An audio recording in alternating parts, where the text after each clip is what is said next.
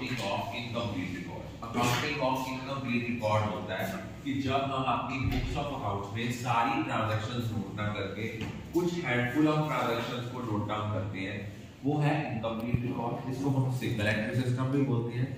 और incomplete record में हम लोग पेपर में क्वेश्चन आया था which accounts are maintained under accounting of incomplete record or single entry system। इसमें हम रियल अकाउंट बनाते हैं और पर्सनल अकाउंट बनाते हैं, इनके अलावा बाकी अकाउंट जो है वो नहीं बनाते। मेजॉरिटी ऑफ स्टूडेंट्स ने आंसर लिखा हम स्टेटमेंट ऑफ अफेयर्स बनाते हैं और statement of profit and loss बनाते हैं। बच्चे वो अकाउंट नहीं है, वो स्टेटमेंट है। Second thing, accounting of incomplete record में जब भी आप लोगों ने प्रॉफिट या लॉस कैलकुलेट करना है, you have to prepare statement. आपने ऐसे लिखना है statement of profit and loss of, जिसका नाम है फॉर्म का, फॉर द ईयर एंडिंग, जो साल है। यहां लिखना है पर्टिकुलर्स,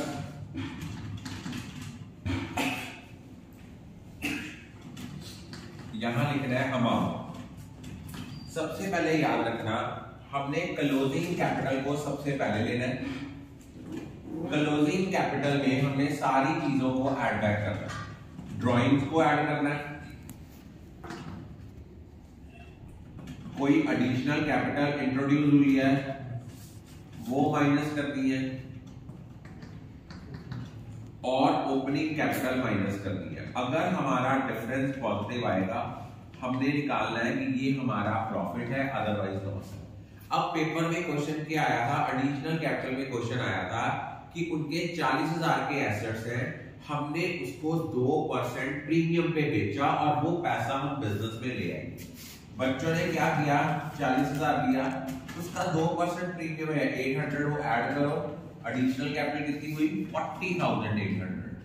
ड्राइंग में अगर आपने कोई पर्सनल लोन पे किया है वो भी ड्राइंग्स है, कोई पर्सनल पर्पस के लिए पैसे विड्रॉ किए हैं वो भी ड्राइंग्स हैं, कोई इनकम टैक्स पे की है वो भी ड्राइंग्स हैं, कोई आपने अपने पर्सनल घर के लिए कोई रेंट पे किया है वो भी ड्राइंग्स है। वो सारी चीजें ड्राइंग्स में ऐड बैक होगी। Is it clear?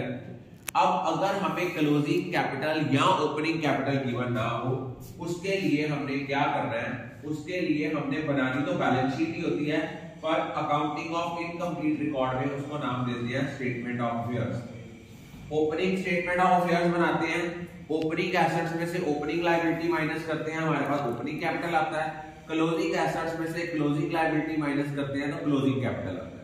अगर क्वेश्चन में कोई एडजस्टमेंट दी है डेप्रिसिएशन की, कोई प्रोविजन फॉर बैड डेट की, वो सारी एडजस्टमेंट किसमें करनी है, क्लोजिंग स्टेटमेंट ऑफ अफेयर्स में। बुक में क्या किया हुआ है, उन्होंने बिना एडजस्टमेंट किए कैपिटल निकाल लिया, उसके बाद स्टेटमेंट ऑफ P&L के बाद फिर एक अकाउंट बनाया। ऐसे नहीं करना, आपने क्या करना है, कोई डेप्रिसिएशन की, कोई आपकी क्या कहते हैं प्रोविजन फॉर बैड डेट की एडजस्टमेंट दी है, उसको क्लोजिंग स्टेटमेंट ऑफ अफेयर में कंसीडर करके फिर क्लोजिंग कैपिटल निकालनी है, और उसके बाद आपने स्टेटमेंट ऑफ P&L बनाना है in order to calculate profit और loss arises during the year. I think all of you are clear about